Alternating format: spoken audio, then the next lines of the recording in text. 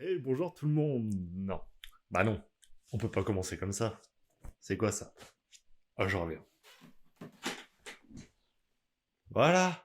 Là, d'accord. Dédicace à G.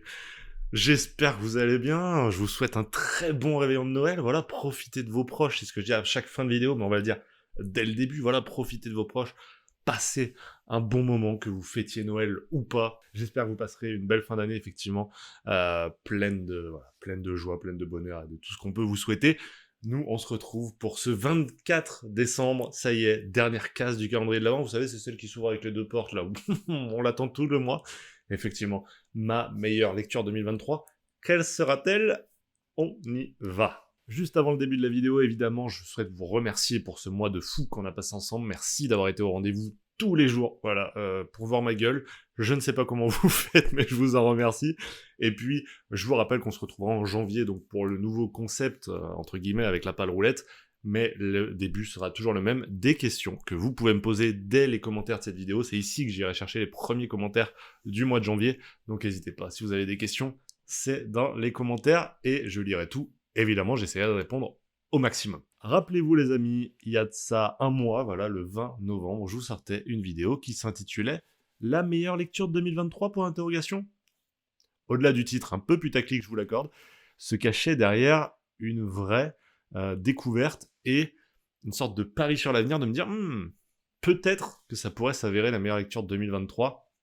Rappelez-vous de quoi je vous parlais de Deadly Class. Et oui, c'était sur notre semaine consacrée au tome 1 cultissime, en mode tête dans le culte, et c'était du coup le tome 1, ici, qui s'appelle donc Reagan Youth. Entre-temps, j'ai acheté le tome 2. Et oui, pour pouvoir continuer. Et oui, les amis, évidemment, j'ai continué Deadly Class avec le tome 2 que j'ai acheté. Voilà. Non, je rigole, j'ai aussi acheté le 3, le 4, bah, histoire de, voilà, de continuer. Ça, c'est le tome 5, voilà.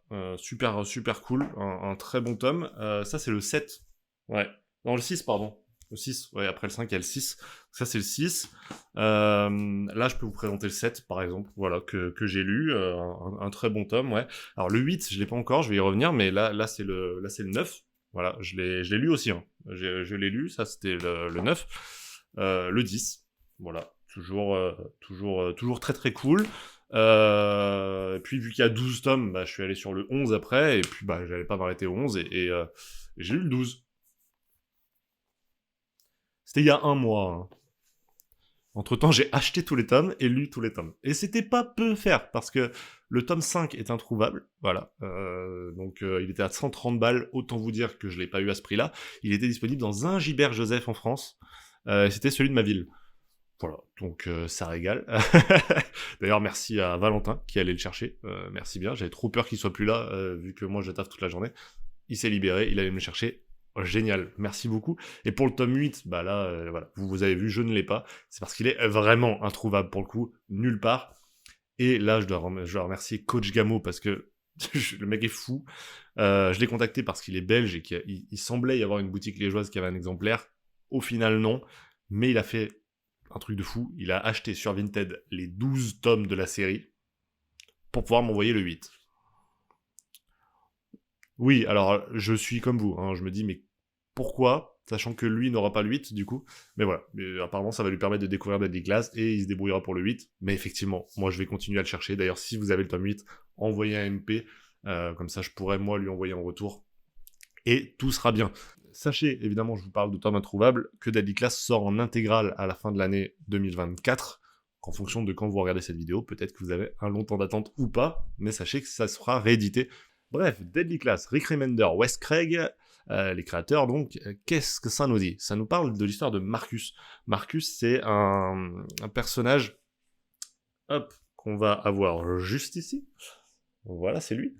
Un peu paumé, voilà, vraiment vie de merde, il vit à la rue, ses parents sont morts devant ses yeux, à la Bruce Wayne, et même l'orphelinat dans lequel il a été recueilli a cramé, et c'est lui qui est accusé d'avoir fait cramer tous les gosses qui étaient à l'intérieur.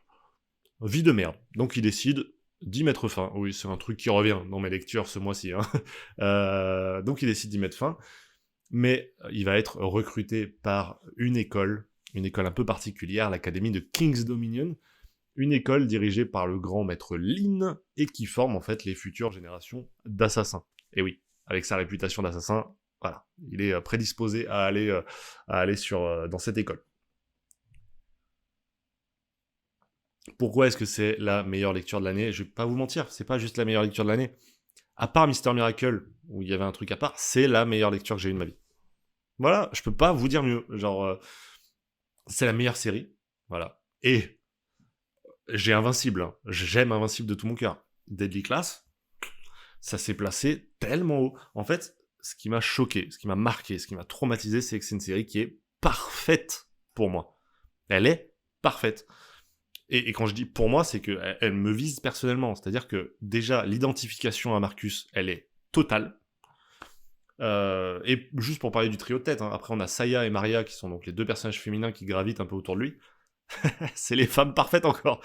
Si ce n'est que ce sont des assassins confirmés, mais ça c'est un détail. Non mais je veux dire, c'est les deux faces de la femme idéale, tu vois. T'as Maria qui est très attachante, très douce avec lui, et de l'autre côté, t'as au contraire Saya qui est vraiment la femme fatale, sexy, etc. Donc c'est les deux faces d'une même pièce absolument géniale. Mais quand je vous dis qu'il est parfait pour moi, c'est que même les défauts que je vois, je sais que ça peut paraître pour des défauts pour beaucoup de monde, ce sont les meilleures qualités du récit pour moi. Donc, voilà, je pouvais que être subjugué. Ce qui a validé ce truc, ce qui a fait que, à un moment, je me suis dit, d'accord, bon, bah, Deadly Class, ça va être une lecture totalement à part. J'ai besoin de vous le retransmettre. Et pour ça, la vidéo va être un peu plus longue parce que je vais vous raconter un petit peu ma vie. Je vais partir sur une anecdote qui est chère à mon cœur. Voilà, vraiment. Donc, si jamais vous en foutez, vous pouvez skipper. N'hésitez pas à aller un peu plus loin dans la vidéo. Mais ça va vous faire comprendre un peu pourquoi Deadly Class a eu cette importance pour moi, pour comment ça a été scellé d'un coup. Cette anecdote, c'est ma définition du bonheur, un petit peu. Quand j'étais petit, voilà, j'étais pas encore le grand fan de jeux vidéo que je suis aujourd'hui. J'avais ma Game Boy Color et je l'adorais d'amour, mais j'avais pas encore ma console de salon. Et un jour de Noël, quelle joie, voilà, que la famille reçoive la PlayStation 2. Ah oui, j'étais petit. On reçoit la PlayStation 2 et c'est juste génial. Voilà, on découvre ça, notamment avec Spyro. Voilà, Enter the Dragonfly. Je pense que je l'ai même par ici le jeu, j'aurais pu vous le sortir. Et ouais, quelle joie, on découvre ce jeu. Mes parents aussi découvrent les jeux vidéo. Mes parents qui à ce moment-là du coup étaient ensemble et voilà, on avait notre petite famille dans notre appartement. Bon, très bien, la journée du 25 elle est très cool, mais le 26, je me réveille et j'ai une image qui va me marquer à vie. Bah, de toute façon, elle me marque encore. C'est mes deux parents qui sont assis par terre devant la télé, la manette en main, sur Spyro, à essayer de passer un petit ravin. Un petit ravin dans le jeu qui était très facile à passer en plus, somme toute. Mais du coup, j'ai cette vision de mes deux parents en train de rire, en train de se passer la manette, à force d'essayer à juste être heureux, en fait. Juste ça. Et cette image, je la chéris, mais tellement fort. Si on me demandait la dernière image dont je voudrais me rappeler avant de mourir, ce serait celle-ci, j'en doute pas une seconde. Et c'est un moment que je chéris encore plus cette année depuis la disparition de ma mère. C'est voilà, c'est l'image que je veux me rappeler d'elle. C'est ce moment-là, tu vois à quel point il est précieux. Et bref, j'entame le tome 2 de Deadly Class, juste après la petite vidéo sur le tome 1. J'arrive là-dessus, et au détour du deuxième chapitre, du tome, vraiment très classique, vous voyez, juste ça, je t'attends pas à ce que tu vas lire, je tombe sur un passage qui fait un écho absolument fou avec ma vie. En tout cas, j'ai ressenti comme ça, et ça a scellé l'union avec Deadly Class. J'ai besoin de vous lire ce passage. Tellement épuisé d'avoir grimpé que tu ne peux pas profiter de la vue.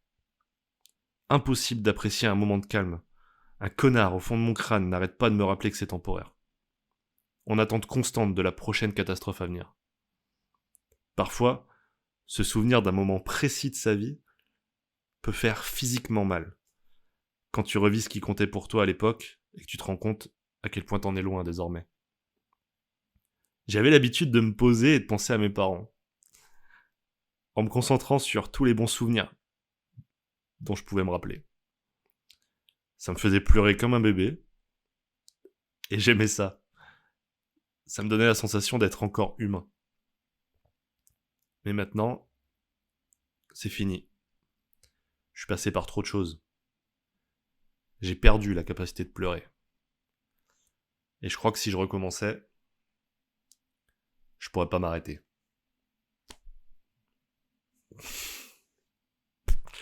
Voilà. Ce genre de page qui te met ta baffe, en fait.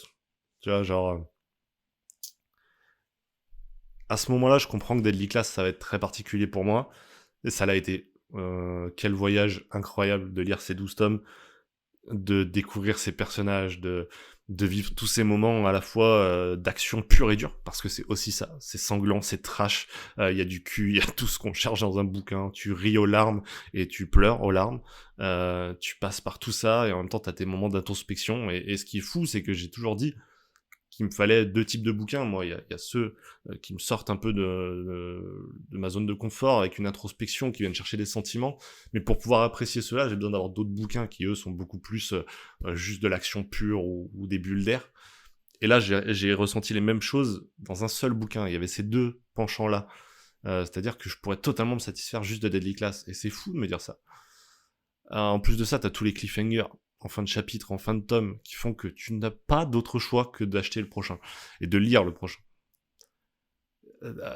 J'ai tellement aimé ça que d'essayer de lire autre chose avant la fin de Deadly Class, c'était impossible. Ça paraissait fade, c'était pas agréable en fait. Ça fait 1 mois que je fais chier tous mes collègues, tous les jours, à leur raconter les pages que je lis. Je crois qu'ils connaissent autant Deadly Class que moi.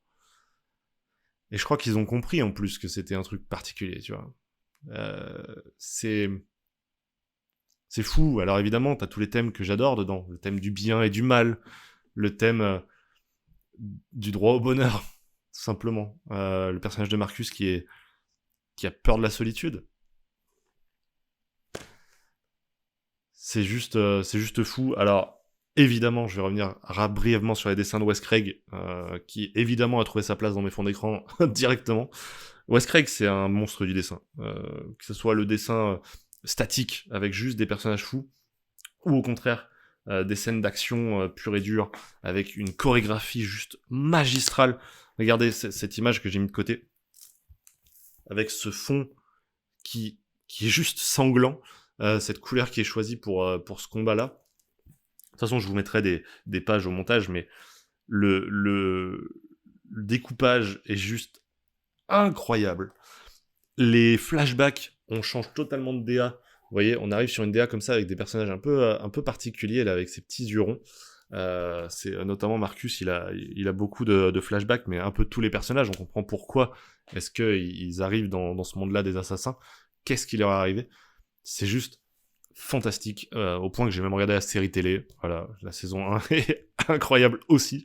Je suis dégoûté que ce soit annulé. Vraiment, je pense que je vais aller faire une manifestation devant les bureaux de Netflix pour qu'ils continuent cette série qu'ils ont rachetée. Il faut que ça continue, hein, c'est juste absolument génial. Bref, je vais pas vous faire chier plus que ça avec Deadly Class. De toute façon, je pense que je referai une vidéo très complète avec un gros montage derrière et tout, parce que c'est pas la dernière fois que je parlerai de Deadly Class, c'est évident. Donc série bouclée en 12 tomes. Vous vous doutez bien que 2024 sera l'année de Remender pour moi maintenant, après un coup de cœur comme ça. Et pourquoi pas de Wes Craig. En tout cas, si vous avez des recommandations, que ce soit sur Remender ou sur Wes Craig, allez-y. Voilà. Spoiler, j'ai Seven to Eternity dans la pile à lire, et je viens d'acheter Fear Agent. Voilà. Je vous le donne en 1000. Vous allez en entendre parler dès le début de 2024, c'est sûr et certain. Bref. J'espère que cette vidéo vous aura plu, que ce calendrier de l'Avent vous aura plu en entier. N'hésitez pas à partager cette vidéo si elle vous a plu, à la liker, à la commenter peut-être, voilà, pour aider au référencement. Vous avez l'habitude, maintenant vous êtes juste des cracks là-dessus. Moi, je peux que vous souhaiter du coup de très belles fêtes, une très bonne année aussi, puisqu'on se reverra pas d'ici là. Et prenez soin de vous, prenez soin de vos proches en cette fin d'année. Voilà, c'est le moment où il faut leur dire à quel point vous les aimez. Voilà, c'est le meilleur cadeau que vous puissiez faire. Ah. D'ici là, les amis, j'espère que vous passerez de bonnes fêtes. Ciao tout le monde.